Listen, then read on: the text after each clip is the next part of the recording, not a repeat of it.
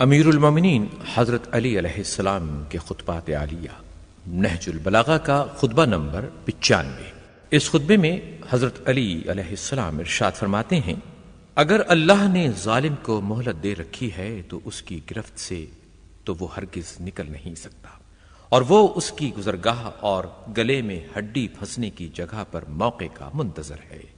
اس ذات کی قسم جس کے قبضے میں میری جان ہے، یہ قوم اہل شام تم پر غالب آ کر رہے گی، اس لیے نہیں کہ ان کا حق تم سے فائق ہے، بلکہ اس لیے کہ وہ اپنے ساتھی کی طرف باطل ہونے کے باوجود تیزی سے لپکتے ہیں، اور تم میرے حق پر ہونے کے باوجود سستی کرتے ہو۔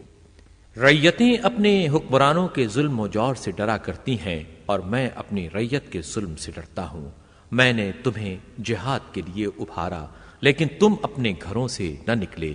میں نے تمہیں کارآمد باتوں کو سنانا چاہا، مگر تم نے ایک نہ سنی، اور میں نے پوشیدہ بھی اور اعلانیہ بھی تمہیں جہاد کے لیے پکارا اور للکارا، لیکن تم نے ایک نہ مانی، اور سمجھایا بجھایا، مگر تم نے میری نصیحتیں قبول نہ کیں۔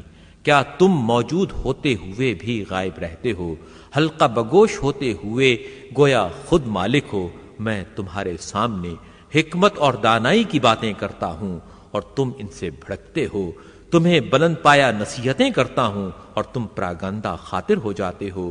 میں ان باغیوں سے جہاد کرنے کے لیے تمہیں آمادہ کرتا ہوں، تو ابھی میری بات ختم بھی نہیں ہوتی کہ میں دیکھتا ہوں کہ تم اولاد سبا کی طرح تتر بتر ہو گئے، اپنی نشست گاہوں کی طرف واپس چلے جاتے ہو، اور ان نصیحتوں سے غافل ہو کر ایک دوسرے کے چکمے میں آ جاتے ہو۔ صبح کو میں تمہیں سیدھا کرتا ہوں، اور شام کو جب آتے ہو تو ویسے کے ویسے ہی کمان کی پشت کی طرح ٹیڑھے۔ سیدھا کرنے والا عاجز آ گیا، اور جسے سیدھا کیا جا رہا ہے وہ لا علاج ثابت ہوا۔ اے وہ لوگو جن کے جسم تو حاضر ہیں اور عقلیں غائب اور خواہشیں جدا جدا ہیں، ان پر حکومت کرنے والے ان کے ہاتھوں آزمائش میں پڑے ہوئے ہیں۔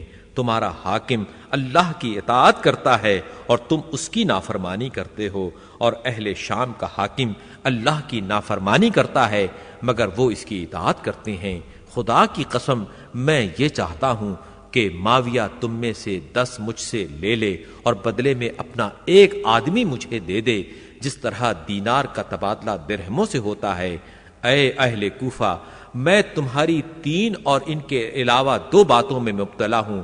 پہلے تو یہ کہ تم کان رکھتے ہوئے بہرے ہو، اور بولنے چالنے کے باوجود گونگے ہو، اور آنکھیں ہوتے ہوئے بھی اندھے ہو، اور پھر یہ کہ نہ تم جنگ کے موقع پر سچے جواں مرد ہو اور نہ قابل اعتماد بھائی ہو۔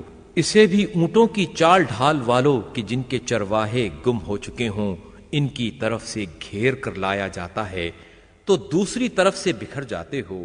خدا کی قسم جیسا کہ میرا تمہارے متعلق خیال ہے، گویا یہ منظر میرے سامنے ہے کہ اگر جنگ شدت اختیار کر لے اور میدان کارزار گرم ہو جائے تو تم ابن ابی طالب سے ایسے شرمناک طریقے پر علیحدہ ہو جیسے عورت بالکل برہنہ ہو جائے۔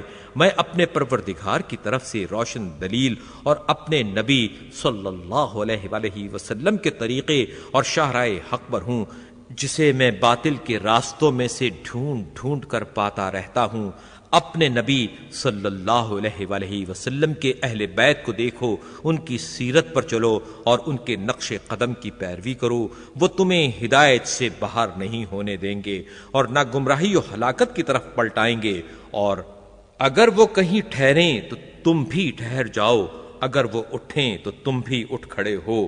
ان سے آگے نہ بڑھ جاؤ ورنہ گمراہ ہو جاؤ گے، اور نہ انہیں چھوڑ کر پیچھے رہ جاؤ ورنہ تباہ ہو جاؤ گے۔ میں نے محمد صلی اللہ علیہ وآلہ وسلم کے خاص اصحاب دیکھے ہیں، مجھے تو تم میں سے ایک بھی ایسا نظر نہیں آتا جو ان کے مثل ہو۔ وہ اس عالم میں صبح کرتے تھے کہ ان کے بال بکھرے ہوئے اور چہرے خاک سے اٹے ہوئے ہوتے تھے، جبکہ رات کو وہ سجود و قیام میں کاٹ چکے ہوتے تھے، اس عالم میں کہ کبھی پیشانیاں سجدے میں رکھتے تھے اور کبھی رخسار اور حشر کی یاد سے اس طرح بے چین رہتے تھے کہ جیسے انگاروں پر ٹھہرے ہوئے ہوں، اور لمبے سجدوں کی وجہ سے ان کی آنکھوں کے درمیان پیشانیوں پر بکری کے گھٹنوں ایسے گٹھے پڑے ہوئے تھے۔ جب بھی ان کے سامنے اللہ کا ذکر آ جاتا تھا تو ان کی آنکھیں برس پڑتی تھیں، یہاں تک کہ ان کے گریبانوں کو بھگو دیتی تھیں۔ وہ اس طرح کانپتے رہتے تھے جس طرح تیز جھکڑ والے دن درخت تھر تھراتے ہیں، سزا کے خوف اور ثواب کی امید میں۔